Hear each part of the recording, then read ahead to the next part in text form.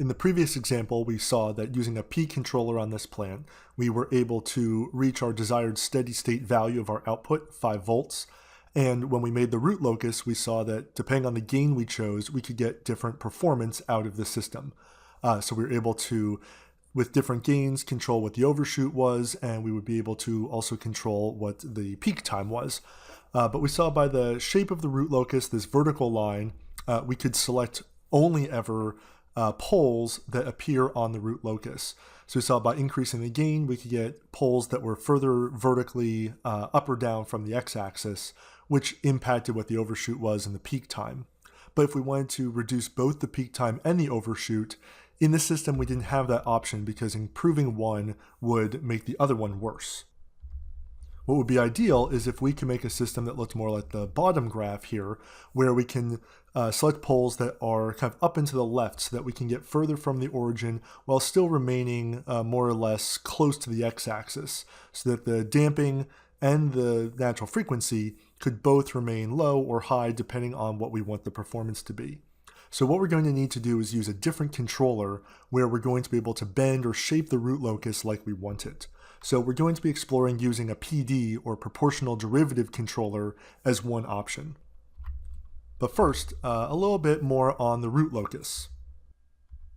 So we're going to be working with this G' or GRL, both of them are going to mean the same thing in this course, which is going to be our controller without that gain K, as we're going to be seeing, times the plant. So GC over K times the plant.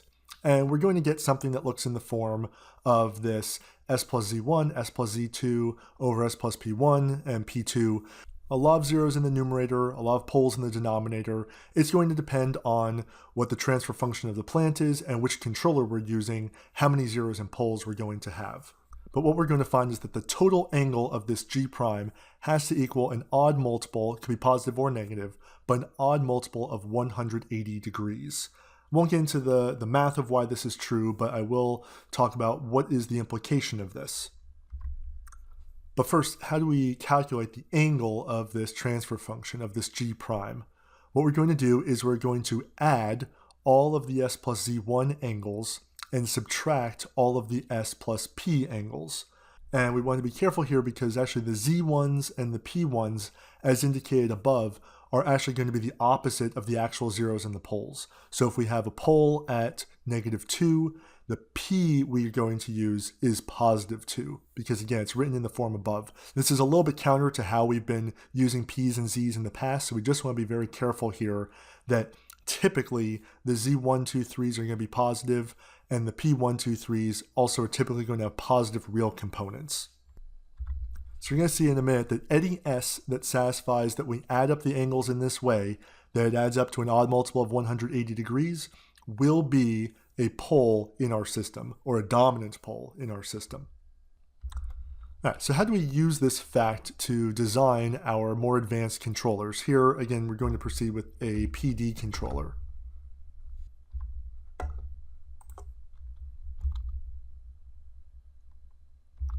All right, so the first thing we typically do is we're going to pick our desired dominant pole in our closed loop system. All right, so the pole is going to typically be chosen by saying we want a particular overshoot for our closed loop system, a particular peak time, maybe both, or rise time, settling time, whatever we're interested in for the performance of our closed loop system.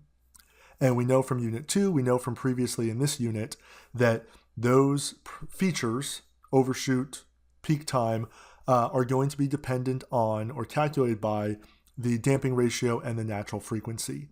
So really what we're looking at here is typically starting with that performance metric and finding out what would the required damping ratio and or natural frequency be to get that performance.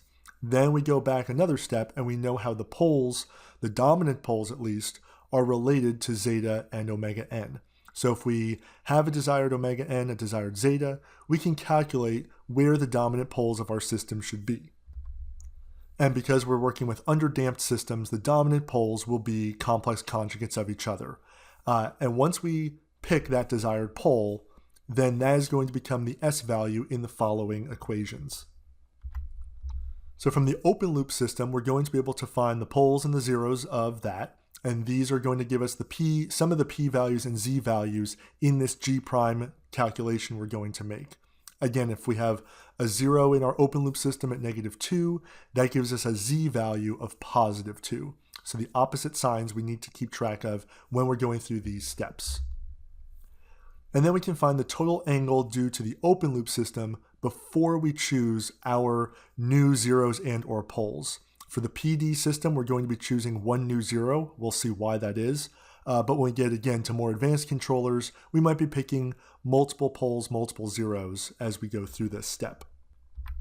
Since we're going to want the total angle to equal an odd multiple of 180 degrees, what we're going to find is that we are going to be able to pick a zero that's going to make that true. As we go through the example, this will make more sense why we're interested in this. But again, this boils down to what was on the previous slide, that any s that satisfies that the total angle is an odd multiple of 180 degrees will appear on the root locus. This is going to ensure that our desired pole from step 1 will appear on the root locus that we're going to be building. And we do that in step 5, that we're going to solve an equation, sometimes with one unknown, sometimes with multiple unknowns, that ensures that the pole we chose will be on the root locus with some gain. So we'll come back to these steps as we go through the example in a little bit. But we'll start with the basic setup of the PD controller. So if we look at the schematic at the bottom, we see it is a little bit different than what we were seeing previously with the P controller. We're going to use the same plant as we did in the previous example, this 1 over s squared plus 2s. But now what we're putting in front of it, the controller aspect, is going to be a little bit different. So first we'll look at the plant. Again, the same as we saw before, and that's going to be outlined in green here. This is that open loop system that we are trying to control by building this infrastructure around it, where we're going to feed the input into it based on its output. And now our controller is going to be a little bit different. Now here, as outlined in blue, this is the controller of our system. This is the PD controller. So notice it is, there's two parts to it. We're going to have that gain block like we did with the P controller, but that gain block is now going into this S plus ZC. So we are going to be putting an additional transfer function here. Really, we'll see effectively an additional 0 into our closed loop system. So the controller, we can multiply these two transfer functions together. So the controller we're going to initially write in the form k times quantity s plus zc. Just as a note, in this schematic, this is how we're representing the controller, as a gain k and a 0 zc. We're going to see when we actually go to implement, though, it's going to be a little bit different, and we'll see that when we go into Simulink. But again, this is the controller that we're designing. We are going to be choosing a 0 and a gain in our design for the closed loop system. And what we're going to be working with is this G prime or GRL, the root locus transfer function. So that here is going to be outlined in the red square or red rectangle. So that's going to be our controller without the gain times our plant. So we see that for this particular system, we're going to have a G prime of this S plus ZC, that's coming from the controller, over S squared plus 2S. Now, the next step is going to be choosing the ZC and then using that to choose the K. The job of the root locus is to choose the gain for our system. And before we get to the root locus, we're going to choose what the zeros and the poles for the controller are. So the first step we want to look at is, what should this additional 0 be that we're adding into the system? Then we'll use that to find the value of k to get our desired poles. So first let's return to our original root locus here from the previous part of the problem. All right, so remember, when we were just using the P controller, we'll ignore the G prime for right now. But using just the P controller, this is what our root locus looked like. And in the previous step, when we wanted to choose a pole, we saw that these were the only options that we had. So again, it's true that when we put our total angle together, that it has to add up to an odd multiple of 180 degrees. So first we can verify that for that original system, that is what was taking place. We chose poles at -1 plus or minus 1.73 J to be our desired closed loop poles when we were working in that proportional system. So let's see how this calculation is actually taking place. How do we find the angle of the poles? So here, for just the P controller, ignoring that additional 0 we're going to put in, we will have poles at 0 and -2, which will translate to this P1 of 0 and this P2 of 2. So because they're both poles in the system, I want to really subtract their angles. So I have a negative quantity, -1 minus 1.73j plus 2 from the G prime, minus -1 minus 1.73j plus 0 from the other pole of that open loop system. And that we want to test really, is that equal to 180 degrees? Note here and in the following parts of the example, we only need to choose one of the two complex conjugate poles. Here I'm using -1 minus 1.73, but I could have used -1 plus 1.73 because they always come in those complex conjugate pairs. The important thing here is once we pick the negative or the positive, we stick with that the whole way through. So now let's go into MATLAB quickly. How do we do this calculation? What is that actual angle equal to? All right, so starting up here, there's two ways we can really do it. One of them is really more kind of a hand calculation, how we would do it. We can take the arctangent, the 4-quadrant arctangent of the imaginary part over the real part. And if we look at a tan 2, how it works in MATLAB here, we see that a tan 2 is capable of giving us that 4-quadrant arctangent by giving us really the numerator comma the denominator. And this is going to take into account what if they were both negative. Well, if we just use a regular arctangent, the negatives cancel out and it's positive, but really we should be getting a value in quadrant 3, not in quadrant 1. So a tan 2 is going to take that into account. So one piece at a time here, we can find the angle made by these two equations. So what I'm representing here in the top way, I've commented out at the moment, is -1 minus 1.73j plus 2. So I put the real parts together as the x and the imaginary part as the y value. So I can do the calculation and see what that angle is going to be. This value will be in radians. So I can take that and multiply by 180 over pi if I want to. So it's about 60 degrees is the angle that it makes. And then for the second part, if I do that with the 0, I get -2. Well, I'm going to be subtracting it, but if I take that and multiply by 180 over pi, that's about a -120 degree angle, but yeah, I'm going to be subtracting it here. So if I take this and add them together, the total angle is going to be 180 degrees. So yes, that means that this pole does appear on the root locus, because when I add this all together, it's 180 degrees.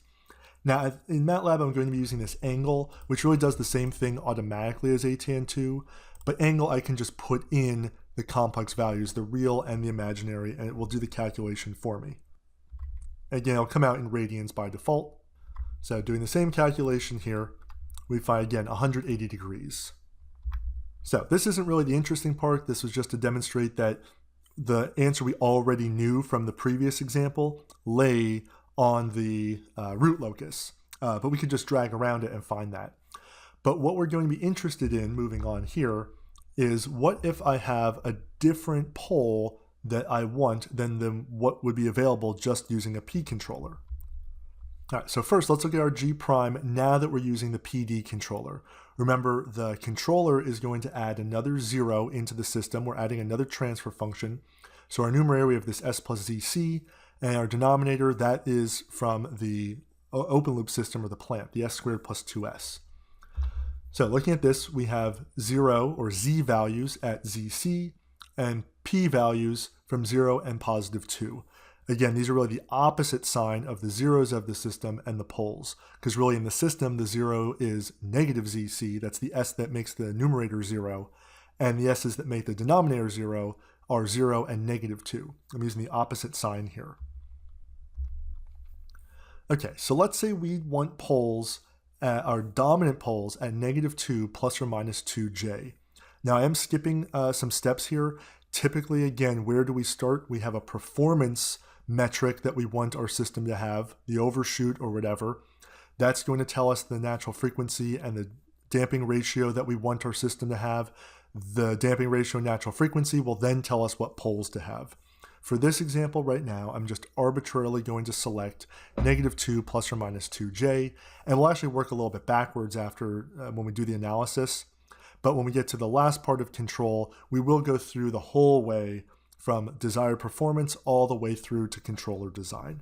But -2 plus or minus 2j right now, just going to ask for those poles. And if we see the root locus, I put little red stars there, that is the pole location we want. But with a P controller, well, we can't select those. There's no amount of gain that will give us those poles. That's why we're using this more advanced controller, this PD controller. All right, so let's see how we can get there. Again, looking at G prime, the goal is that if we add up the angles of G prime, it needs to equal 180. Now, notice here, I put in for S, -2 minus 2j. So at this step, I've already inserted into S one of my desired poles. I use the -2j, and I'm going to use that everywhere. If you use +2j, you will get slightly different, you'll get different signs on things, but the rest of the process will be the same. But for consistency, I'm going with -2 minus 2j. So I'm adding my two poles, so those are the negative things here, and my 1, 0. So poles are negative, zeros are added, and I'm saying that the sum of those has to equal 180. So if that is true, that when we add these three things together we get 180, that means that -2 minus 2j will appear on this root locus. Now notice there's an unknown here. I don't know what the 0 of my controller is yet. I'm just leaving it as z sub c for right now. But what I can do is two of these things I can compute, the two poles actually, because those have all only known values in them. So let's see, again, quickly in MATLAB, how do we resolve that calculation? Right, so if I come down here, I'm just going to use the angle calculation, although it'll be the same as using the arctangent. So the angle from the -2 minus 2j plus 2, we're going to get 1.57 radians. We'll convert this in a moment. Actually, I'll convert it now, just so we can see what it looks like. All right, so not positive 90 degrees is what that should resolve to. And then the second piece, the negative angle of the rest of this, 2.36 radians, and again, let me just convert that. So we get 135 degrees. All right, so it's easier to see here. So I have a negative times a -90, that's where that positive 90 is going to come from, and negative times the -135, that's where the positive 135 comes from. And then the 0 we haven't chosen yet, so I'm going to leave that as it is right now. All right, so on the left-hand side, I have a plus 90 and a plus 135. I'm going to move those to the other side, and I'm going to get this equation. So the angle of that 0 has to equal -45. If it does, that ensures that our desired pole is going to lie on the root locus that we're going to create. And that says that there will be some gain that we can choose that will make the dominant poles of the closed loop system be at -2 plus or minus 2j. Right, so we want to select the 0 then that's going to make this true. All right, so all that angle is, I can just rewrite that. All I'm doing, just like I showed in the MATLAB before, I'm going to do this manually here. All angle means is take the 4-quadrant arctangent of the imaginary part over the real part. So I haven't done anything, I'm just rewriting that angle as the 4-quadrant arctangent. So I have a -2 on top, that's the -2 from the j component, and then the real part's -2 plus zc. Now, since I only have 1, 0, it must be real, because the only way I can have complex numbers are if they come in a complex conjugate pair. So I've just rewritten the above using the arctangent. So what I can do is, since I have an arctangent, I can undo the arctangent by taking the tangent of both sides. The tangent of the arctangent just becomes -2 over -2 plus zc, and then I can take the tangent of -45 degrees. Right, so the tangent of -45 degrees is -1, and tangent of arctangent just undoes what I just did. I can solve this little algebraic expression, and that tells me that zc must equal 4. Right, so this is telling me if I choose the 0 of my controller to be 4, that will ensure that our desired dominant pole will lie on the root locus.